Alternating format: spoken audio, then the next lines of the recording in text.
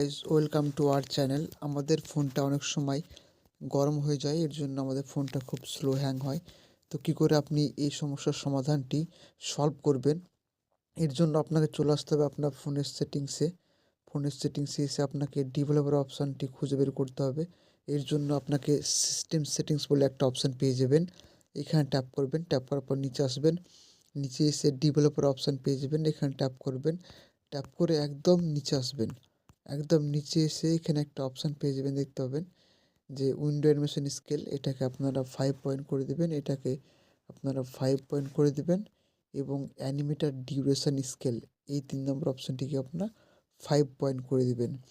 এই 3টে option 5 point করে রাখলে কী হবে, আপনার ফোনটা ব্যালেন্সে চলবে, অ্যানিমেশন স্কেলগুলো পারফেক্ট হবে এবং আপনার ফোনটা কিন্তু গরম হবে না।